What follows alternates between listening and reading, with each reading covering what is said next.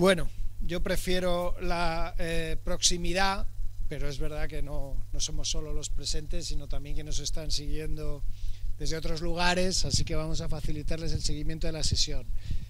La intervención que me toca realizar hasta las 5 de la tarde tiene por objeto la transparencia y el acceso a la información pública. Voy a intentar, por un lado, exponer el próximo, inminente futuro del régimen jurídico del acceso a la información pública con motivo de la ley de transparencia que se está tramitando y que se convertirá en una disposición vigente en próximas fechas, y al tiempo aprovechar también para explicar algunas expresiones o terminología, vocabulario jurídico administrativo, en tanto en cuanto esta es mi especialidad, la disciplina de la que soy profesor de Derecho Administrativo, y está conectada con el vocabulario utilizado por la Ley de Transparencia para explicar el régimen jurídico del acceso a la información, ¿no? Entonces simultanearemos la parte de contenidos jurídicos con la de precisión en el uso del lenguaje, de las expresiones, para la mejor comprensión de las instituciones. Bueno, me imagino que cada compañero o compañera habrá seguido su metodología, presentando los contenidos y después abriendo un espacio para las preguntas o las dudas en un grupo reducido de los presentes aquí. Yo preferiría, si les parece bien, que a lo largo de toda la exposición, en cualquier momento, y no solo al final, ni necesariamente entonces, según vayan surgiendo los temas, que están ordenados de manera muy sencilla, en una modesta presentación, pues me planteen las preguntas, las dudas o las observaciones, ¿no? Porque si dejamos todo para el final, corremos por un lado el riesgo de que no podamos responder con suficiente detalle las inquietudes sin hurtar tiempo a la siguiente conferencia, o que, bueno, pues algunas cuestiones que en un momento determinado a lo largo de la sesión suscitan interés, después se vean sustituidas por otros aspectos del régimen jurídico de acceso a información que explicaré al final, ¿no? Entonces vamos a plantear una sesión, si les parece bien, participativa, en la que a lo largo de todo su desarrollo puedan hacer preguntas, interrumpirme o plantear cualquier cuestión relacionada con lo que voy a explicar.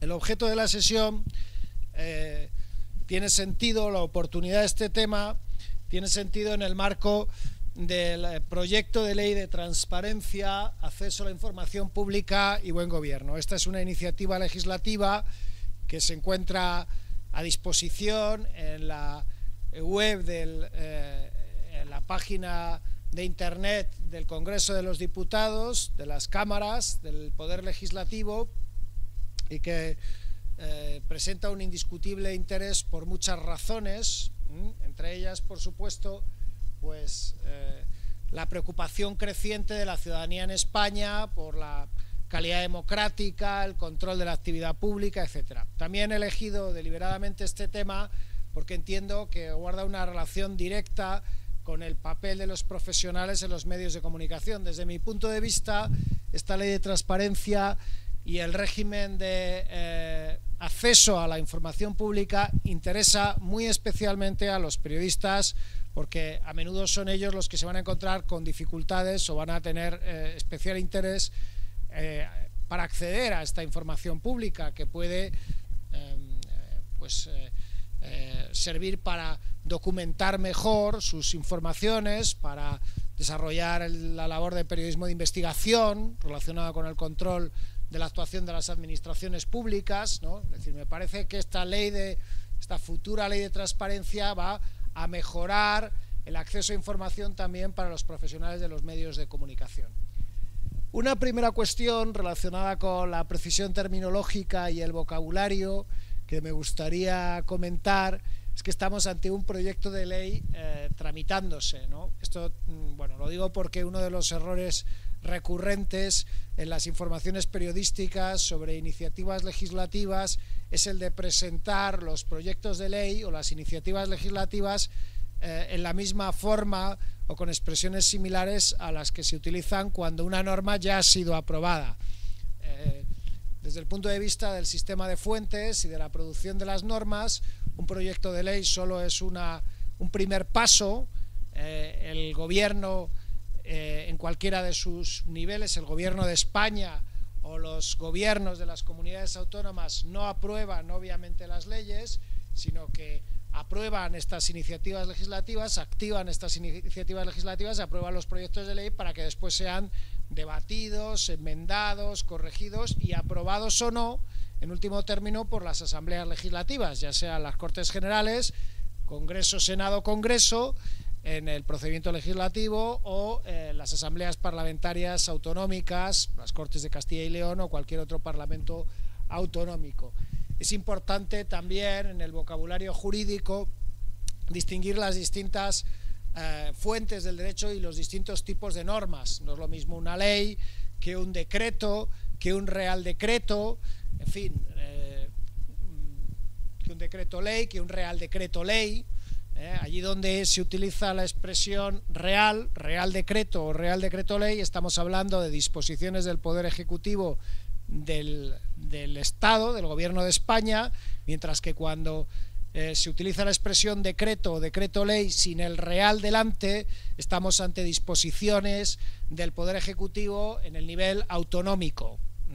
Las disposiciones calificadas como decretos son siempre disposiciones del Poder Ejecutivo, que pueden tener naturaleza reglamentaria o rango legal, pero no ser leyes, mientras que las leyes en sus distintas modalidades, estatales, autonómicas, orgánicas u ordinarias, son disposiciones aprobadas por el Poder Legislativo. Bueno, esto en cuanto a la terminología, la corrección, la definición de los distintos tipos de fuentes del derecho. Hay que decir, sin embargo, que no siempre, no solo los medios de comunicación, sino las instituciones y los portavoces de los distintos niveles institucionales utilizan adecuadamente este tipo de expresiones, ¿no? Porque en las propias notas de prensa, incluso en las ruedas de prensa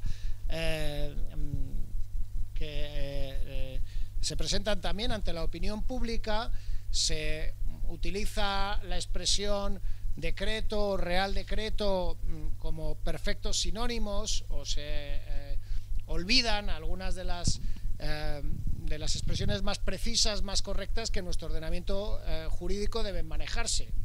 Es común, por ejemplo, no quiero dejar de señalar tampoco este error frecuente, el equiparar la expresión gobierno de la nación al gobierno en el nivel del Estado, cuando la expresión correcta, por ley, porque así dice el ordenamiento vigente que debe denominarse, es la de gobierno de España. Y sin embargo, constantemente, incluso en las ruedas de prensa tras los consejos de ministros, los portavoces del gobierno y los ministros del actual gobierno de España utilizan habitualmente la expresión gobierno de la nación, aunque la ley orgánica, la ley de organización y funcionamiento de la Administración General del Estado, la LOFAGE, dice que la expresión correcta, y la ley del gobierno dicen que la expresión correcta es la de gobierno de España, no la de gobierno de la nación. Entonces, bueno, hay que preocuparse de la corrección terminológica, pero no hay que pensar que las incorrecciones o las imprecisiones obedezcan exclusivamente al desconocimiento desde los profesionales de la información, sino que a veces incluso las propias instituciones inducen a confusión o error porque no siguen sus propias normas en lo que se refiere a la denominación de las distintas instituciones o a la terminología adecuada para describir las fuentes del derecho en este caso.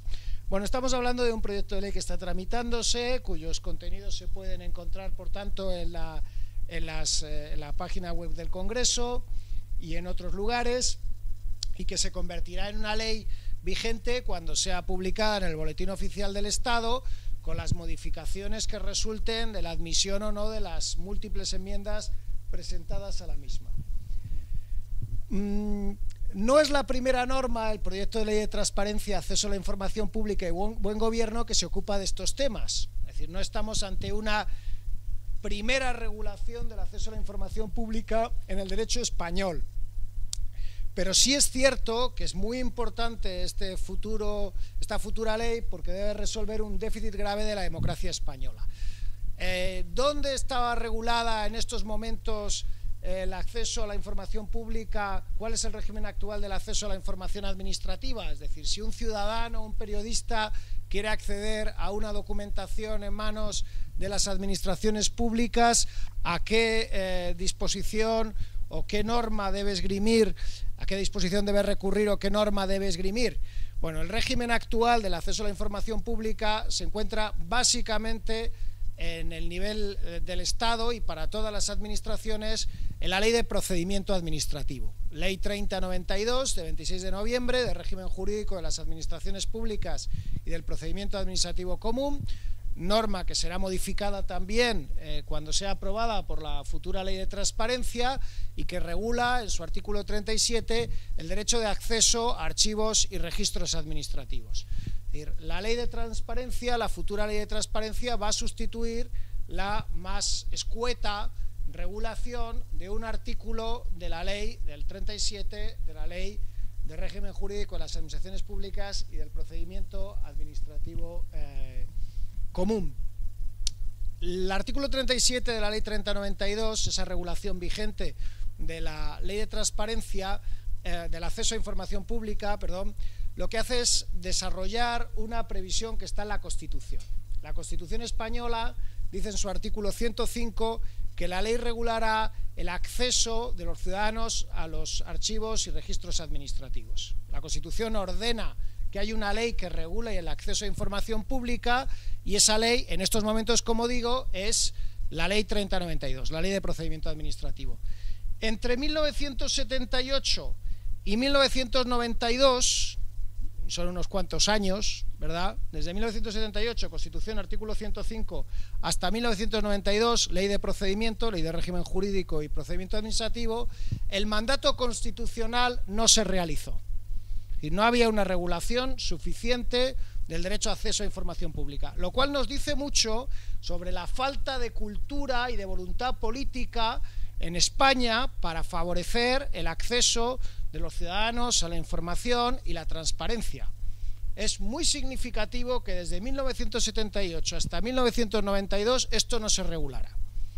Y si nos remontamos a los antecedentes del régimen de acceso a información pública y al tratamiento de la transparencia en el derecho español, nos encontramos con datos que nos indican que esa situación entre el 78 y el 92 no es precisamente casual, no es el resultado de un olvido, sino que es una consecuencia de una deliberada falta de voluntad de favorecer el acceso a la información.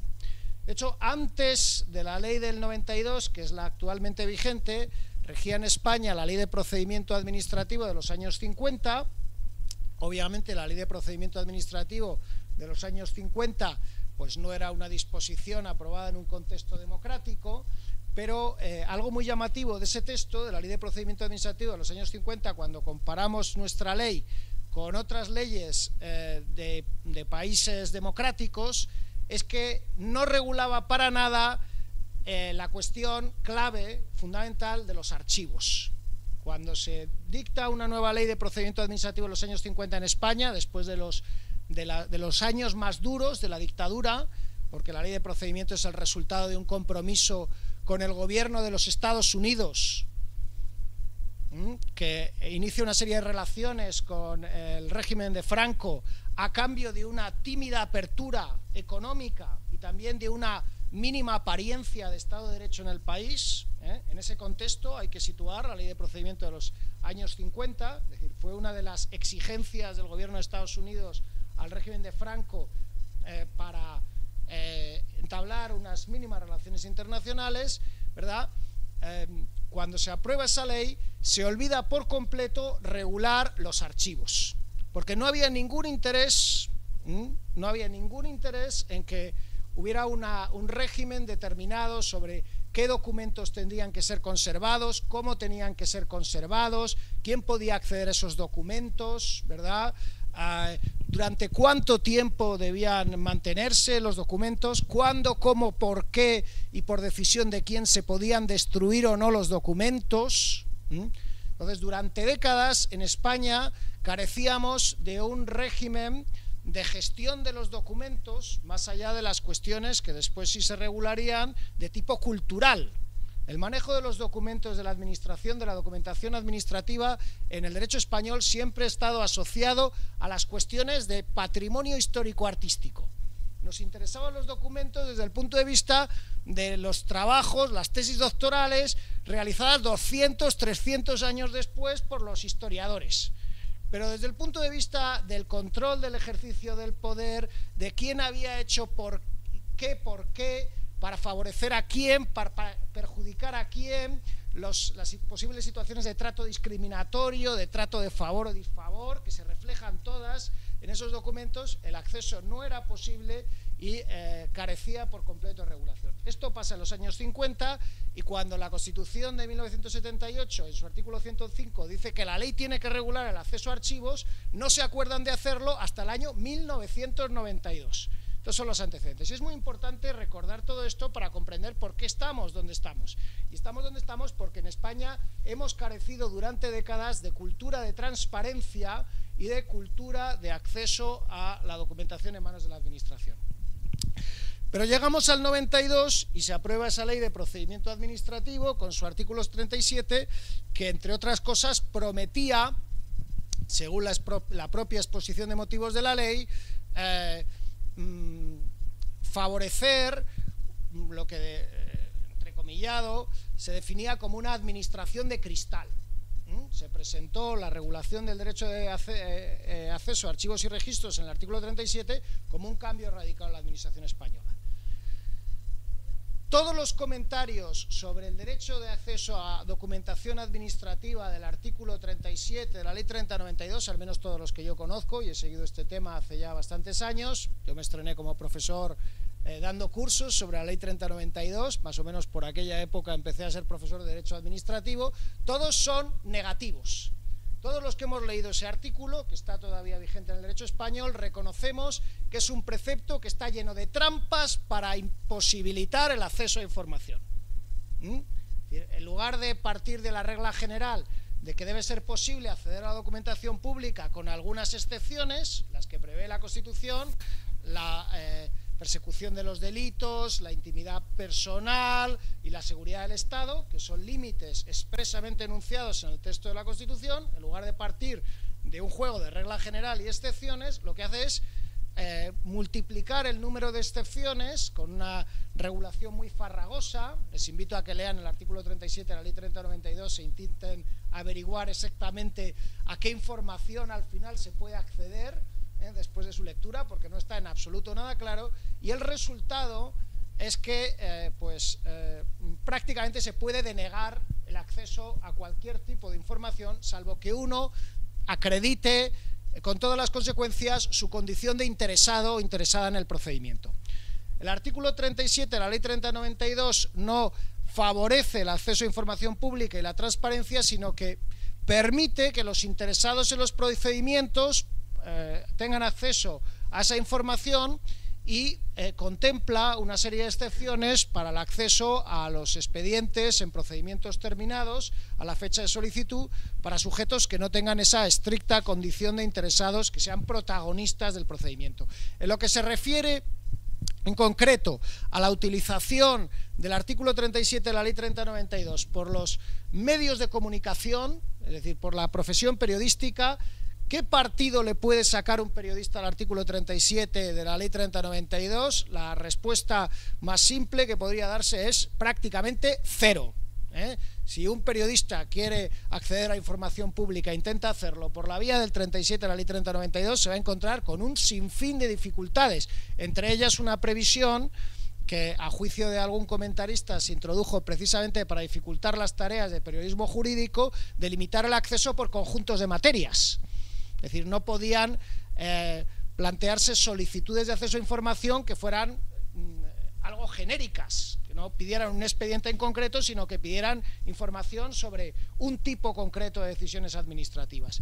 Toda una serie de limitaciones múltiples que tenían que ver, por ejemplo, con trastornar el funcionamiento del servicio, es decir, incomodar a los funcionarios en su trabajo, o con que los expedientes no estuvieran terminados, limitaciones muy genéricas.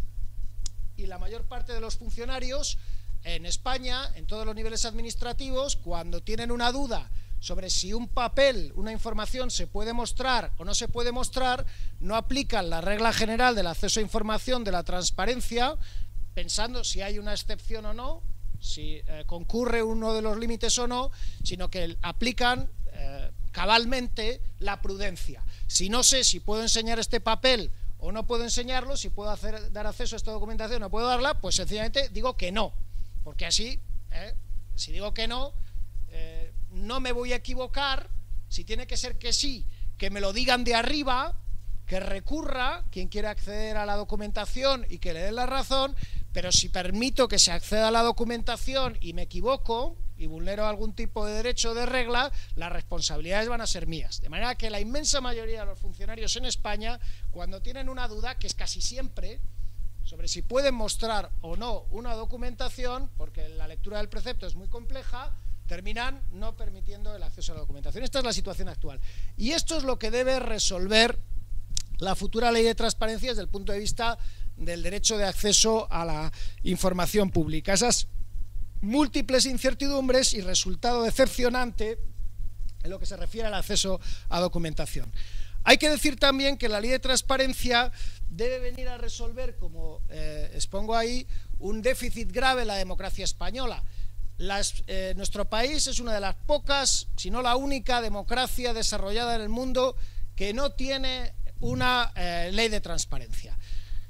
La inmensa mayoría de los países en vías de desarrollo que han emprendido políticas de calidad institucional y calidad democrática ya han aprobado sus leyes de transparencia. Incluso democracias que presentan indicadores de calidad inferiores a los de la española, pensemos por ejemplo en México, demuestran en este punto concreto de la transparencia avances mucho más significativos que los nuestros. México reproduce en buena medida en su ley la regulación federal en los Estados Unidos de Norteamérica. La ley de los Estados Unidos ha sido en buena medida copiada por la mexicana. De manera que pues esa democracia, la de México, tendrá otros defectos, pero en el plano de la transparencia administrativa está mucho más avanzada que la española. Algunos debates que se están planteando muy recientemente en España, como por ejemplo el de la publicación de los sueldos y los registros de intereses de los altos cargos y de los políticos, están despejados en otros países. Por ejemplo, Argentina, hace ya muchos años, el régimen de publicidad y accesibilidad a la información relativa a los registros de intereses de los altos responsables públicos en los distintos poderes del Estado en Argentina es mucho más avanzado que el español, y no se queda solo en los registros de intereses de los propios titulares de los distintos puestos en los niveles legislativo o ejecutivo, sino que alcanza en ocasiones a su círculo familiar más próximo, lo cual es importante desde el punto de vista de la prevención de ciertos riesgos de contaminación o de conflicto de intereses, ¿no? Porque es posible, como estamos viendo, desgraciadamente en los últimos tiempos, que el enriquecimiento patrimonial no se produzca en primera persona, sino utilizando, ¿verdad?, la posición de personas muy vinculadas, muy próximas, ¿no? De manera que una mayor transparencia y un acceso a esos registros de intereses de sujetos vinculados a quienes ocupan responsabilidades en el ámbito público puede ser procedente. Y así se contempla en otros países, y no estoy hablando de los países del norte de Europa, de los países nórdicos, que tienen reputación de ser los primeros y los más avanzados en lo que se refiere a la transparencia, ni de democracias de gran calidad, como puede ser, por ejemplo, en el ámbito de la Unión Europea, la alemana. Estoy hablando de Argentina, que tiene también serios problemas de corrupción, y precisamente para evitarlos promovió toda esta serie de reformas. La importancia del acceso a información pública y la ley de transparencia parece cada vez mayor a la vista de los escándalos por los casos de corrupción. Y esta percepción, percepción desde la ciudadanía española de que la corrupción es un problema muy serio a la vista de los últimos informes y las encuestas sobre opinión de los ciudadanos sobre los problemas en la sociedad española, está propiciando un cambio en los hábitos en la gestión pública, ¿no? Yo pondría como ejemplo significativo en este sentido la publicación en las últimas semanas de los registros de intereses y la evolución patrimonial de destacados responsables en los niveles municipal y autonómico. Esto es algo, en fin, de las últimas semanas, de los últimos meses. ¿Por qué ha sido esto posible antes incluso de la ley de transparencia? Porque está cambiando no un ordenamiento jurídico, no el conjunto de normas, sino la cultura respecto de lo que se puede hacer, lo que no se puede hacer, lo que es aceptable y lo que no es aceptable en política. Y la transparencia, no es un tópico decirlo, es completamente cierto, produce un efecto profiláctico sobre los hábitos en la gestión pública. Pensemos en el caso de los ingresos, de los sueldos y sobre todo las acumulaciones de distintos ingresos por distintos conceptos en el ámbito público. Es decir, hasta que no se han visto en la tesitura de tener que hacer públicos sus ingresos y sus distintas fuentes de ingresos, incluyendo, como hemos visto esta misma semana, los percibidos por la asistencia, concepto de dietas a las cajas de ahorros, o los que se reciben de los partidos políticos, al tiempo que se ocupan puestos en regímenes que parecerían no permitirlo, hasta que no se han visto en la tesitura de tener que publicarlo, no han hecho muchos políticos, muchos responsables públicos, y ahora sí lo están haciendo la reflexión de ¿yo puedo cobrar esto o no lo puedo cobrar? ¿Yo debo cobrar esto o no lo debo cobrar? Es decir, solo la transparencia, el hecho de tener que presentar a la opinión pública esos ingresos por distintos conceptos ha propiciado, por supuesto en el contexto de la crisis, que también incrementa el escrúpulo y el rigor respecto de los comportamientos éticos en el ámbito público, sobre no la legalidad, sino la legitimidad de según qué percepciones. No vamos a hablar, no se trata necesariamente de privilegios ni de prebendas, pero sí de percepciones que, teniendo que presentarse a los ciudadanos, plantean la duda de si pueden sostenerse en el contexto actual. Si no se hubiera propiciado la transparencia en cuanto a esas declaraciones de intereses, incrementos patrimoniales, ingresos, etcétera, pues no se habrían abierto debates que hoy están sirviendo claramente para mejorar el rendimiento de algunas de nuestras instituciones. Entonces, la transparencia, antes incluso de la ley, produce ese efecto positivo. Nuestro país, insisto, necesita estas políticas y estas normas más que otros muchos, porque llevamos muchas décadas sin favorecer en absoluto, estamos atrasados en comparación con otros países con el acceso a la información y la transparencia. Bien, vamos a entrar ya en algunos de los contenidos que considero más relevantes del proyecto de ley, que incluyen también reflexiones sobre terminología jurídico-administrativa. Una primera cuestión importante sobre el proyecto de ley es el ámbito subjetivo de aplicación. ¿Quién va a tener que ser transparente en España? Cuando hablamos de ámbito subjetivo de aplicación, nos referimos a los sujetos que tienen que respetar una ley. Cuando hablamos de ámbito objetivo de aplicación, hablamos de las materias o los objetos vinculados, sujetos por esa ley. Pero ahora nos interesan el quién, nos interesan los sujetos que van a tener que aplicarse la ley de transparencia, cuya información va a ser más accesible por los ciudadanos a partir de la aprobación de este texto. Sobre el ámbito subjetivo, antes de entrar en detalles, tengo que decir que, como en otros aspectos de la ley, veremos que es bastante amplio y se está ensanchando cada vez más porque los poderes públicos en España se han dado cuenta de que una de las principales vías para recuperar legitimidad va a pasar necesariamente por someterse a esta nueva cultura y régimen de la transparencia. Lo acabamos de comprobar también en las últimas semanas con el debate sobre la sujeción de la Casa Real a este tipo de disposiciones, aunque ya antes la Casa Real había realizado avances en lo que se refiere a el mayor control de sus cuentas y el incremento de la transparencia. Es decir, no va a ser un antes y un después total en lo que se refiere a la sujeción a estas normas para la Casa Real. Desde el punto de vista del ámbito subjetivo, ya se han adoptado medidas en esta dirección por razones, como he dicho, de búsqueda de legitimidad, de una mejor percepción por parte de los ciudadanos del comportamiento de las instituciones. El ámbito subjetivo de aplicación en el texto es un ámbito de aplicación que yo definiría como omnicomprensivo. Se ha redactado de tal manera, y me parece acertado hacerlo así, que no se puede escapar nada de lo verdaderamente público de las exigencias de transparencia. Esto es muy positivo. Es muy positivo porque en nuestro ordenamiento hay leyes administrativas que presentan numerosas excepciones para según qué entidades, organizaciones u organismos. Porque la realidad administrativa española se ha convertido en una realidad extraordinariamente compleja y llena de trampas para eludir el cumplimiento de las normas, ¿no? Por ejemplo, esto sucede con las sociedades mercantiles o las fundaciones privadas en mano pública, que no tienen que respetar las mismas normas que respetan las administraciones a la hora de contratar, o a la hora de seleccionar personal, o a la hora de gestionar sus recursos. Para una sociedad mercantil, lo hemos visto en casos como el del Ayuntamiento de Marbella, por ejemplo, o en fin, en otros muchos escándalos que se han producido relacionados con casos de corrupción.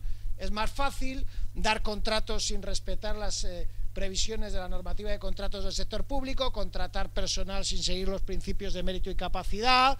Entonces, ahí esos ámbitos de la administración, sociedades mercantiles, fundaciones, se prestan más a los abusos. El sujetar, como hace la ley de transparencia, el proyecto al menos, como hará la ley de transparencia, las sociedades mercantiles de capital mayoritariamente público y las fundaciones privadas en mano pública a estas especificaciones, a estas exigencias, favorecerá una mejor gestión por parte de las mismas. Porque claro, no es igual dar contratos, adjudicar contratos o seleccionar personal sin respetar las mismas normas que se le exigirían a una administración territorial y pensando que nadie se va a molestar o va a tener la oportunidad de conocer esa información en detalle, que saber de antemano que cualquiera de esos datos, por ejemplo, los contratos celebrados, a quién se le han adjudicado los contratos, si las empresas adjudicatarias tienen una relación de cualquier naturaleza con los gestores de las fundaciones o las sociedades, y que cualquier ciudadano o un profesional de la información puede solicitar ese contrato o puede exigir que ese contrato se cuelgue en el portal de transparencia o en la web institucional de la fundación y la sociedad mercantil, y a partir de ahí tirar del hilo y descubrir una serie de contactos eventualmente ilegales o muy discutibles desde un punto de vista ético entre los responsables de lo público y los beneficiados por esas decisiones de adjudicación de recursos, de contratos o de puestos, ¿no? Es decir, prácticamente todas las entidades que gestionan recursos públicos que están en un concepto amplio de sector público están incorporadas al ámbito subjetivo de aplicación de la ley de transparencia, y esto es, desde mi punto de vista, muy positivo, muy positivo. Otro de los capítulos, de los títulos de la ley de transparencia, el proyecto de ley de transparencia, tiene que ver con lo que se llama publicidad activa. Hay dos partes en la regulación de la transparencia en el proyecto de ley diferenciables. Por un lado está la publicidad activa y por otro lado está el derecho de acceso a la información pública. La publicidad activa es lo que las administraciones tienen que hacer por su propia iniciativa para favorecer la transparencia. Las administraciones tienen que poner a disposición de los ciudadanos información. Es decir, lo que las administraciones van a hacer accesible de oficio, la información que no vamos a necesitar en principio pedir para poder conocer. Y el derecho de acceso a información es la posibilidad que se concede a los ciudadanos y también a los profesionales de los medios de comunicación de solicitar aquello que las administraciones de oficio no han puesto a disposición o que no deben poner a disposición porque no se encuentra dentro de las previsiones específicas de la publicidad activa. Hay una publicidad de oficio que la propia administración tiene que preocuparse de realizar y una transparencia a instancia de parte como ejercicio de un derecho. ¿Cuáles son las informaciones o los documentos que entran dentro del ámbito de esta publicidad activa? En primer lugar, hay una cláusula general en el proyecto de ley que se refiere a toda la información relevante para el funcionamiento y control de la actividad pública. Esta es una previsión excesivamente genérica, pero que sienta el principio de que prácticamente todo aquello que sea importante para los ciudadanos, las administraciones deberían ser proactivas a la hora de ponerlo a su disposición. En España tenemos una cultura, como ya he dicho, hasta ahora muy poco propicia, favorable al acceso a la información pública, y por eso precisamente no parece inoportuna este llamamiento general a que se ponga a disposición de los ciudadanos en los portales de transparencia o en sus sitios web el mayor volumen de información disponible, todo aquello que sea verdaderamente importante. Después se precisa un poco más la naturaleza, el contenido de la información que ha de ser publicada, concretando que la información organizativa, los organigramas de las administraciones públicas, por supuesto esto ya es accesible, la información institucional y la información de planificación, los planes y programas de las administraciones públicas han de ser necesariamente publicados. También, esto es importante, la información de relevancia jurídica. Todos los proyectos de decretos, todos los informes jurídicos que tengan una trascendencia a la hora de comprender cómo han de ser interpretadas las normas. Todo esto ha de ser publicado. Un ejemplo de iniciativa proactiva que se anticipa a la futura ley de transparencia, en este sentido, que les invitaría a visitar porque creo que va en la buena dirección, aunque todavía no está desplegando todas sus posibilidades, es la herramienta de gobierno abierto de la Junta de Castilla y León. En la herramienta de gobierno abierto de la Junta de Castilla y León podemos encontrar ya un buen número de proyectos de decretos, de reglamentos autonómicos que afectan a cuestiones importantes para los ciudadanos. Por ejemplo, en el último acceso que yo realicé hace unos días, me topé, sin saber que estaba disponible a través de esa herramienta, con un proyecto de decretos sobre escuelas de doctorado en las universidades de Castilla y León, ¿no? Interesante que, además de la tramitación ordinaria de un proyecto de decreto, de un proyecto de reglamento, como puede ser ese, se ponga a disposición de todos los potenciales interesados su contenido y se reciban alegaciones u observaciones en un trámite de información pública sobre el mismo. Y para los profesionales de los medios de comunicación la herramienta también es útil porque no solo permite tener acceso a los contenidos, que a estos se pueden obtener por otros medios, sino que se puede tanto seguir las discusiones, las observaciones, las alegaciones, las entradas de los distintos participantes en esos foros de opinión, como las contestaciones, los debates que se plantean en los mismos. Es decir, es una herramienta interactiva, no es plana, no es una mera herramienta de recogida de observaciones, sino que se abren una serie de debates que señalan dónde están los problemas, dónde están los conflictos de intereses y le indican al profesional de la información por dónde pueden venir los problemas o dónde pueden estar los conflictos en relación con ese proyecto de norma concreta. Es un buen ejemplo, desde mi punto de vista, de esa información de relevancia jurídica que pronto será preceptivo publicar para todas las administraciones públicas. Mucho más interesante, sin embargo, es la información económica, presupuestaria y estadística. La previsión de la publicidad activa de esa información en el proyecto de ley de transparencia obedece a un documento que es muy interesante leer, aunque resulte un tanto pesado por sus contenidos, que es la guía, las indicaciones sobre transparencia fiscal del Fondo Monetario Internacional. El Fondo Monetario Internacional tiene un manual de transparencia fiscal en el que hace toda una serie de recomendaciones a los estados sobre qué información relacionada con la ejecución de los presupuestos debería ponerse a disposición de todos los ciudadanos para garantizar la rendición de cuentas. Y lo que dice el Fondo Monetario Internacional en ese documento se puede resumir en la idea de que la información económica, presupuestaria y estadística debe ser también parte de esa publicidad activa por parte de las administraciones públicas. Un ejemplo, las subvenciones. ¿Cuánto dinero? ¿A quiénes? ¿Por qué? ¿Siguiendo qué criterios? han concedido a las administraciones públicas en sus distintas líneas subvencionales debe formar parte de la información de relevancia económica y presupuestaria publicada a través de las distintas herramientas de publicidad activa. Y otro más sensible aún, que no siguen todavía muchas administraciones públicas en España, los contratos. Los contratos de la administración, que es una fuente de recursos importantísima para las empresas y también una notable tentación desde el punto de vista del conflicto de intereses. Ya decía su primera regulación en España en el año 1832 que esta es una materia de muy peligrosos estímulos. Esto de los contratos públicos plantea numerosos riesgos desde el punto de vista de la corrupción, y con la publicidad activa existe la obligación de publicar qué contratos se han adjudicado, a quién se han adjudicado, por qué importe y quiénes fueron los licitadores.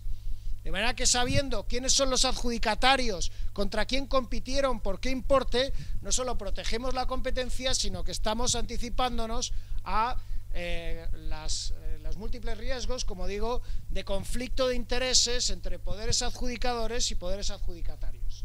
Todas estas tramas o estas redes de financiación de partidos políticos y de captación de recursos a través de sobreprecios en la contratación pública, que han dado lugar a tantas noticias y a tantos escándalos de corrupción, pueden ser en parte corregidas con una mayor transparencia en lo que se refiere a la adjudicación de los contratos públicos. En este tema, en España también presentamos un retraso considerable sobre aquellos países del mundo que funcionan mejor, porque no hemos aprovechado todas las posibilidades que presenta la contratación pública electrónica. En España apenas se utilizan las nuevas tecnologías para adjudicar contratos. La ventaja que tiene la contratación pública electrónica frente a los procedimientos tradicionales de selección de contratistas es que se realiza con las subastas electrónicas, por ejemplo, se realiza mediante una competencia en tiempo real, y es más difícil que se produzcan acuerdos de esa naturaleza, que son acuerdos colusorios para los intereses de la administración o para terceros, que haya un acuerdo sobre los precios, sobre quién va a llevarse el contrato y en qué condiciones, porque los licitadores tienen que competir en tiempo real desconociendo sus respectivas ofertas. Bueno, si la ley de transparencia en su versión final, cuando sea aprobada, obliga definitivamente a publicar toda la información sobre los contratos de la administración, habremos avanzado mucho y en la buena dirección para prevenir las irregularidades contractuales. Toda esta información en el ámbito de la Administración General del Estado debe ponerse a disposición en un portal de transparencia que otras administraciones públicas desarrollarán igualmente. Esas herramientas de gobierno abierto y de transparencia que ya se han anticipado en algunos gobiernos autonómicos, por parte de algunos ejecutivos autonómicos. El caso de Navarra es uno de los más conocidos, ¿verdad?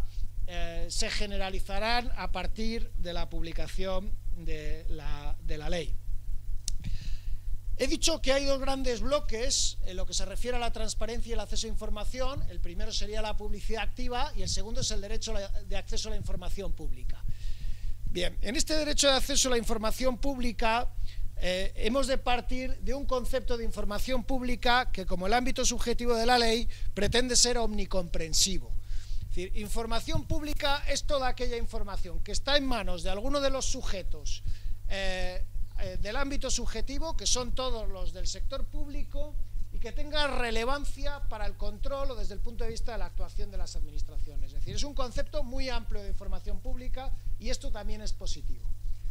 El dato negativo del proyecto de ley, y aquí empezaré a ser crítico en cuanto al futuro, porque hasta ahora he presentado este texto como una verdadera revolución en lo que se refiere al derecho de acceso a la información pública, como si todo fuera a empezar a ir mucho mejor.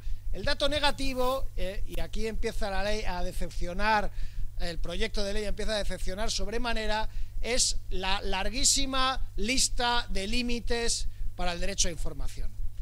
Hay un concepto omnicomprensivo de información pública y una redacción del ámbito subjetivo también muy amplia, pero la lista de límites es completísima. Se puede negar el acceso a información por razones múltiples. No he agotado todos los que se encuentran recogidos en el proyecto, pero los expuestos en la diapositiva en la presentación demuestran hasta qué punto podría limitarse.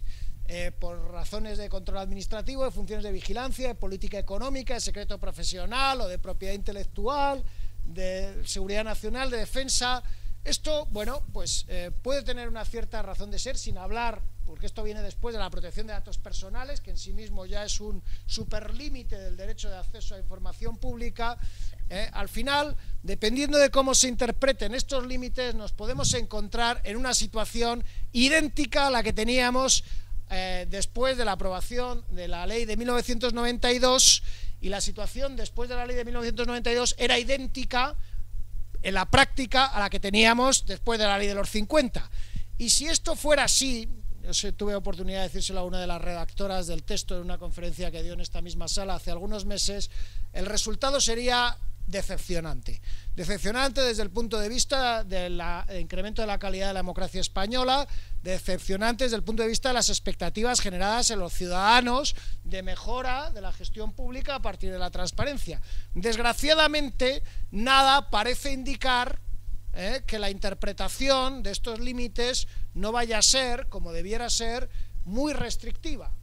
La interpretación de los límites del derecho de acceso a información debería ser muy restrictiva, pero si yo tuviera que pronunciarme, como a estas alturas ya buen conocedor del funcionamiento de la administración pública en España, diría que en un primer momento no va a ser así. Como no hay una cultura de la transparencia, de primeras, probablemente ante la duda sobre la concurrencia o no de un límite, se va a negar el acceso a información. De manera que haya que activar todos los mecanismos de respuesta, de reacción frente a esa negativa de acceso a información, que pasan por una muy poco prometedora intervención de la Agencia Estatal para la Evaluación de la Calidad de los Servicios Públicos, que ahora se reconvierte, tras una redefinición de su estatuto, en Agencia Estatal de la Transparencia y Evaluación de la Calidad de los Servicios Públicos, cuyo funcionamiento pues no esperamos que sea especialmente espectacular, al menos no en los primeros tiempos. La Agencia Estatal para la Evaluación de la Calidad de los Servicios Públicos no ha sido una agencia, una institución, una organización perdón, que haya producido un particular rendimiento institucional desde su creación. Es decir, la Agencia Estatal para la Evaluación de la Calidad de los Servicios Públicos no es un organismo que tenga un prestigio o una capacidad de respuesta en número de efectivos, ni en tradición de independencia, que permita creer en un primer momento que su conversión en agencia de transparencia vaya a garantizar el derecho de acceso a la información pública. Aún así, esta solución no es peor, la de la Agencia Estatal para la Calidad y la Evaluación de la Calidad de los Servicios Públicos, que la prevista en el anterior proyecto de ley presentado durante la pasada legislatura, al final de la pasada legislatura, que atribuía a la Agencia de Protección de Datos la resolución de las controversias suscitadas con motivo del ejercicio del derecho de acceso a información. La Agencia de Protección de Datos está diseñada para proteger la intimidad y resulta difícil que una institución pensada con ese propósito al mismo tiempo sirva para facilitar el acceso a información, ¿no? Entonces, esta solución de la Agencia Estatal para la Evaluación de la Calidad de los Servicios Públicos, también convertida en Agencia de Transparencia, es una solución no buena. Tampoco lo era la atribución de las funciones a la Agencia de Protección de Datos. La solución óptima pasaría por la creación de una agencia ad hoc dotada de una mayor independencia, es decir, en la que la designación de los responsables no viniera de una decisión del Poder Ejecutivo, del Gobierno de España, para que nos entendamos, pero esto parece que no forma parte de las prioridades en el diseño del texto. Garantizar que el controlador de la transparencia, quien vaya a resolver los conflictos sobre transparencia en primera instancia, tenga una absoluta independencia y garantice una interpretación restrictiva de los límites. Muy preocupante en el caso español es la interpretación del límite de protección de datos personales, porque hasta ahora ese límite en España se ha interpretado expansivamente. lo diré de una manera muy comprensible, fácilmente comprensible. En España somos muy pudorosos, extraordinariamente pudorosos. Esto debe tener que ver con nuestra cultura.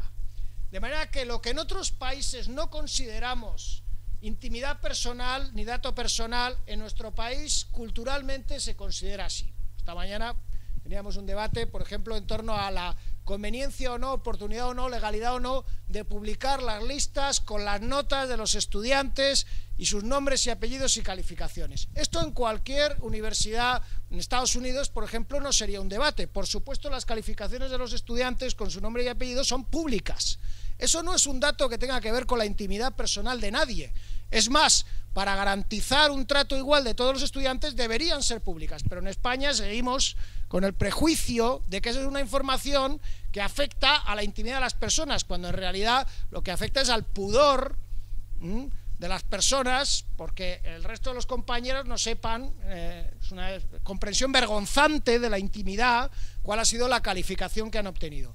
La intimidad, el alcance de la intimidad es en buena medida una noción cultural, y en España tenemos una comprensión muy expansiva de este concepto, con lo cual, ante la duda, se va a limitar el acceso a información por considerar que afecta a la intimidad de las personas. La solución en buena medida a estos problemas, por hablar en términos prácticos, va a venir por la vía de lo que se llama en la ley acceso parcial. El acceso parcial es muy importante. Muchos documentos, la inmensa mayoría de los documentos, solo van a poder verse, y esto es muy importante para los periodistas, por la vía de acceso parcial. La vía de acceso parcial es una vía muy sencilla. Imaginemos que queremos ver un papel que tiene la administración, un documento que tiene la administración, y el funcionario nos dice, no, no se lo puedo dar porque en el papel está el domicilio de una persona. Bien, ¿qué documento de la administración no contiene el domicilio de alguien? ¿Qué documento interesante de la administración no contiene el domicilio de alguien? En todos los documentos en los que hay interesados, cuando se mencionan los interesados, se menciona también su domicilio o su número de DNI. En el momento en que aparece el número de DNI o el domicilio de una persona, el documento ya no se puede ver. Bueno, esto solo se resuelve con el régimen de acceso parcial, que es fundamentalísimo, sobre todo para la profesión periodística. ¿En qué consiste el acceso parcial? El acceso parcial consiste en un acceso a la documentación, a la información, que pasa por obviar aquel dato que sea protegido por alguno de los límites del derecho de acceso, y en concreto por la protección de la intimidad. ¿Que aparece el domicilio o el número de DNI? Pues táchelo usted.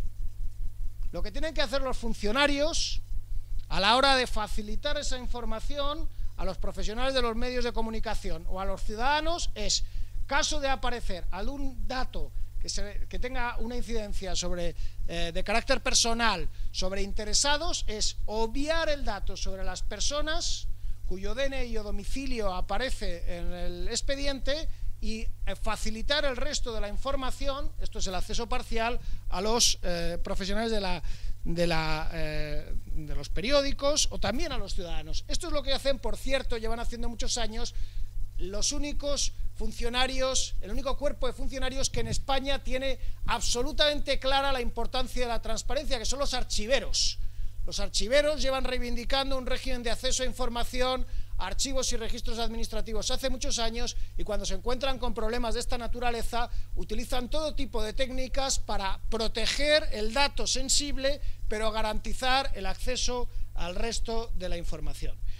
Bueno, llegamos a las 5 de la tarde y 1 minuto. Yo he podido desarrollar de forma muy apretada el plan de trabajo para la exposición de estos contenidos. No se ha planteado ninguna pregunta, ¿verdad? Me imagino que mi ritmo de exposición tampoco invitaba demasiado a ello. Voy a dejarles a todos mi dirección de correo electrónico, que es RIV, el acrónimo de Ricardo Rivero, RIV,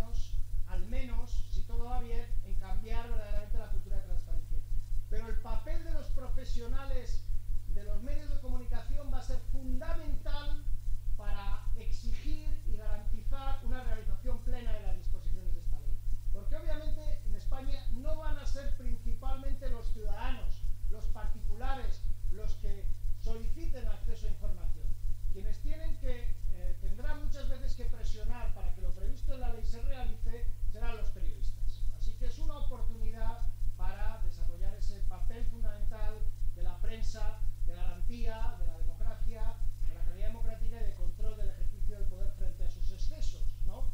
Y la ley de transparencia, la cultura de la ley de transparencia es una herramienta positiva para los ciudadanos en general, pero en particular es una invitación a los periodistas para realizar mejor esa función de control de los abusos en los estados democráticos de derecho.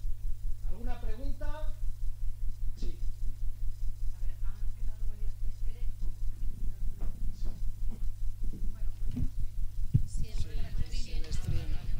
Sí.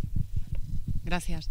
Solamente es que ha apelado en distintas ocasiones a que depende fundamentalmente de la cultura que tenemos en nuestro país, ¿no? El avance de la ley de la transparencia, o que vaya más lejos, se quede. Pero, ¿qué límite realmente es el que se podría considerar que estaría fuera de lo que es la cultura del país en cuanto al paso evolutivo que pueda llevar una ley de la transparencia?